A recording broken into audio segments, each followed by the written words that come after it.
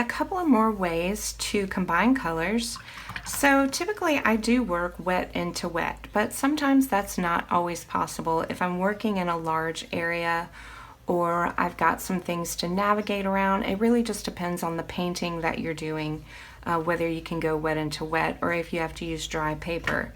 So with this circle, I am going to use a dry surface with wet paint, just so you can kind of see that process as well. So I think I'm going to just start with this deep scarlet color. This is also a Daniel Smith.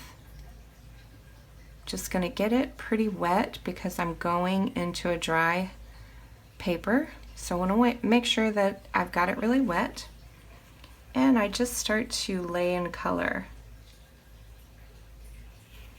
So as you can see, when you paint on a dry surface, the paint will pretty much stay where you put it. It's not going to flow like it does on a wet surface, of course. And you can still do drop and release after you lay down some wet color. You can come back in and do your drop and release in certain areas.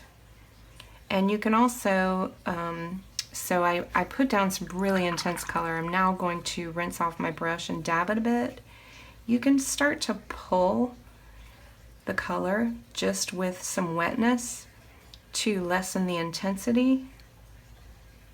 And that also will create some really cool effects.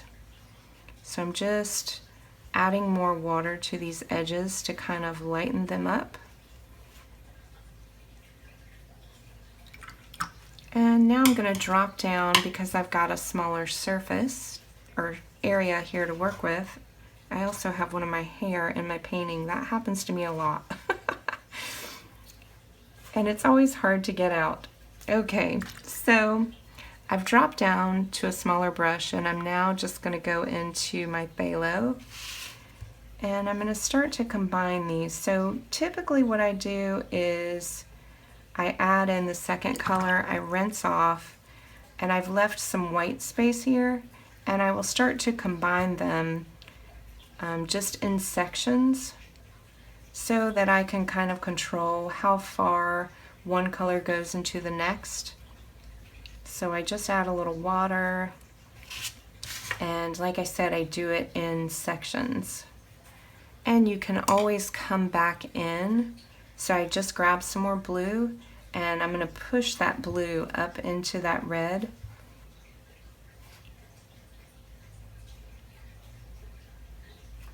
And I'll do the same thing on the other side. I might actually drop down to my 4.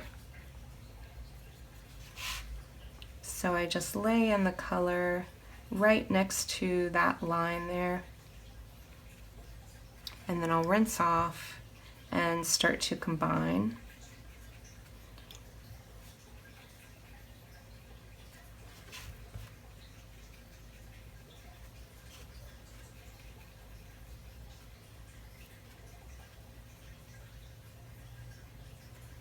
And just add a little more intense color in some of those places just for interest.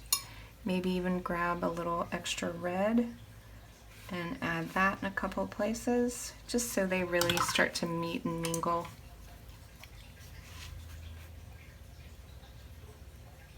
And now I'm just taking my smaller brush and just manipulating a few little areas and making sure I've got my edges right. And of course, don't forget you can do your drop and release with just water for some effects. I like using the tiny brush for that. It looks really cool when you have little tiny ones. So there you go. That is working with wet paint onto a dry paper. So just some tips for you with some paints when you're working with a wet to dry. When it dries, you'll notice that you actually have little specks of white paper showing through, and that's just because you didn't open up the tooth of the paper by wetting it first.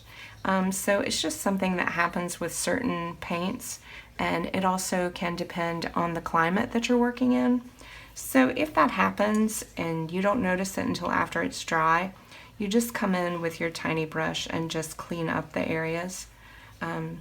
You just don't want to overdo it or you'll end up with big blobs, but you just apply a little paint to those little areas. And there you go. That is wet and to dry. Give it a shot.